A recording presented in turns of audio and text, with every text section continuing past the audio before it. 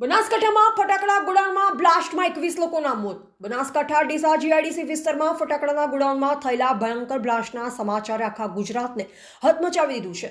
આ દુર્ઘટનામાં અત્યાર સુધીમાં 21 લોકોના મોત થયા હોવાનું જાણવા મળ્યું છે। આ ઘટનામાં સૌથી વધારે જે લોકો મૃત્યુ પામ્યા છે તે મધ્યપ્રદેશના હોવાનું પણ સામે આવ્યું છે। મૃત્યુ પામનાર મધ્યપ્રદેશના લોકોના પરિવાર શું કહી રહ્યા છે, આવો જાણીએ। खाने के लिए मेरा बच्चा बच्चे यहाँ पे आए थे धंधे के लिए। 2 दिन धंधा नहीं करा उसने, वो बेटा का तराव टूट गए। फिर मेरा बच्चा बच्चे की बॉडी यहाँ थी तो फिर यही रखना था नहीं, क्यों जला फेंका, क्यों पहुँचाया? वो कौन जलाएगा उनको, कौन जलाएगा? माँ यहाँ बेटी में इसकी, दादी यहाँ बेटी में इसकी, कौन है हमारे गाँव में? मैंने 100 रुपया करके मैंने गाड़ी लाई, काय के दिया लाई में? गाँव वाला तो सारा दिन 100 रुपए करके मैं गाड़ी ले काय के लिए लाई में? मेरे बाल बच्चे के लिए, मेरा बच्चा बच्चे का मुंह देख लो। मेरे जवान बेटा भूख हो गया मैंने, और क्या चाहिए तुमको? मुझे सरकार तो बस मुझे न्याय तो चाहिए ना, न्याय तो दिलाओ, न्याय तो दिलाओ। बच्चा बच्चे मेरा बेटा बहुत नहीं रहता, मैं क्या करूं?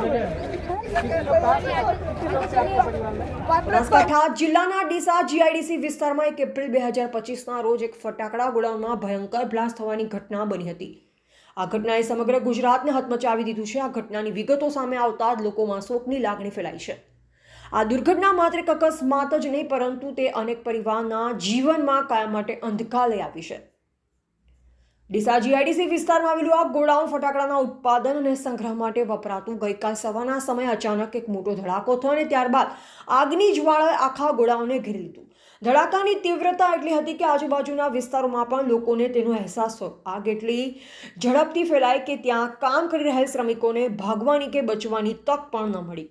ઘટના સ્થળે હાજર લોકોના જણાવ્યા અનુસાર ગોડાઉનની અંદર ફટાકડાનો મોટો જથ્થો હતો, જે કારણે આગ વધુ વિકરાળ બની હતી। આ દુર્ઘટનામાં મૃત્યુ પામેલા 21 લોકોમાં મોટાભાગના શ્રમિકો જ હતા, જેઓ પોતાના પરિવારનું ગુજરાન ચલાવવા માટે અહીં કામ કરતા।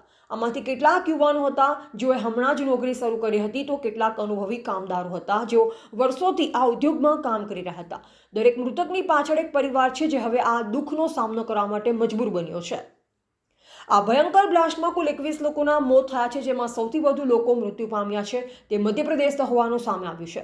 તમામ લોકો રવિવારે ડીસાના જીઆઈડીસી વિસ્તારમાં આવેલા ફટાકડાના ગોડાઉનમાં કામ માટે આવ્યા હતા। ગઈકાલે ભયંકર બ્લાસ્ટમાં અનેક શ્રમિકોએ પોતાનો જીવ ગુમાવ્યો છે, જેમાં સૌથી વધુ જે લોકો મૃત્યુ પામ્યા છે તે મધ્યપ્રદેશના લોકોનું સામે આવ્યું છે।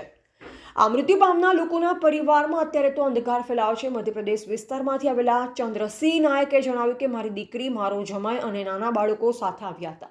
ગઈકાલ બપોર અમે આ બ્લાસ્ટના સમાચાર સાંભળ્યા, જેમાં અનેક લોકો મૃત્યુ થયાના સમાચાર મળતા અમે પરિવાર સાથે મધ્યપ્રદેશથી ડીસા આવ્યા છે, પરંતુ અમને ખ્યાલ નથી કે અમારા પરિવારના સભ્યો જીવિત છે કે મૃત્યુ પામ્યા છે। અમારે અમારા परिवार ने મળવું છે, તેમ કહી ધ્રુસકે ને ધ્રુસકે રડવા પડ્યા હતા। हमारे बच्चे हमारे को दे दो बस, और कुछ नहीं चाहिए। ऐसी खबरें आ रही बाबूजी, तो हम क्या कर सकते हैं बताओ आप? हम तो कुछ भी नहीं रहा, हमारा तो पूरा दुनिया लूट गई ना, हम क्या कर सकते हैं आप बताओ? જીઆઈડીસી વિસ્તારમાં ભયંકર બ્લાસ્ટે સમગ્ર ગુજરાતને મચાવી દીધી છે। આ ઘટનામાં 21 જિંદગીઓની આ ખોટ માત્ર આંકડો નથી, પરંતુ તેની પાછળ અનેક સપના, આશા અને પરિવારોનો આધાર છીનવાઈ ગયો છે। આવી દુર્ઘટના ફરી ન બને તે માટે સખત પગલાં લેવાની જરૂર છે, જેથી ભવિષ્યમાં કોઈના ઘરનો દીવો ન બુજાય। મધ્યપ્રદેશથી ત્યાંના મંત્રીશ્રી પણ મોડી રાત્રે પહોંચી ગયા હતા।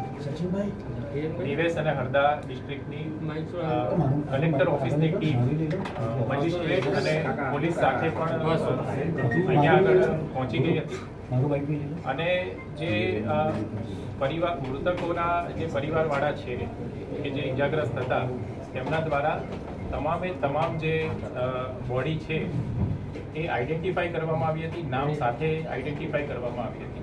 ત્યારબાદ દેવાસ જિલ્લાના જે 10 જેટલા મૃતદેહો છે એ એમના કલેક્ટર ઓફિસમાંથી જે ટીમ આવેલી હતી એમના મજિસ્ટ્રેટની હાજરીમાં ઓળખ કરાવી 10 જે મૃતકો છે અને એમ્બ્યુલન્સ મારફત દેવેશ જે એમનું જિલ્લામાં મૂળ વતન છે ત્યાં આગળ પોલીસ એસ્કોર્ટ સાથે અને મધ્યપ્રદેશ ડિસ્ટ્રિક્ટ એડમિનિસ્ટ્રેશનની ટીમ સાથે રવાના કરવામાં આવી છે।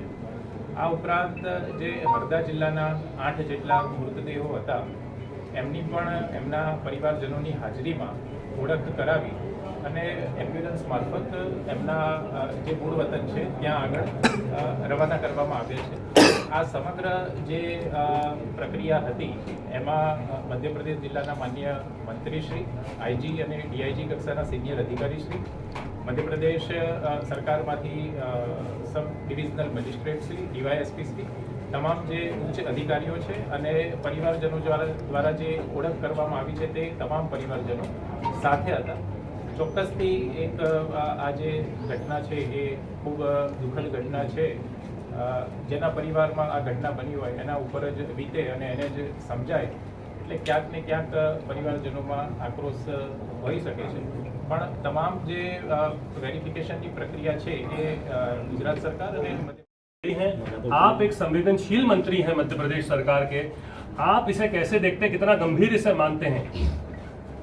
देखिए, मध्य प्रदेश की सरकार और सर, आगे गुजरात की देखिए। सरकार बहुत ही संवेदनशील सरकार है.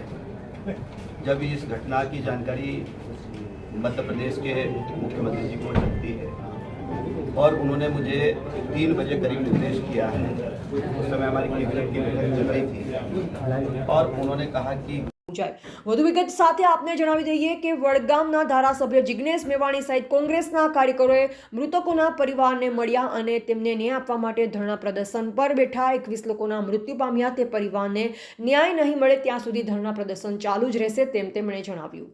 Bureau reporter Ramesh Rana, India live Gujarat, Banaskantha.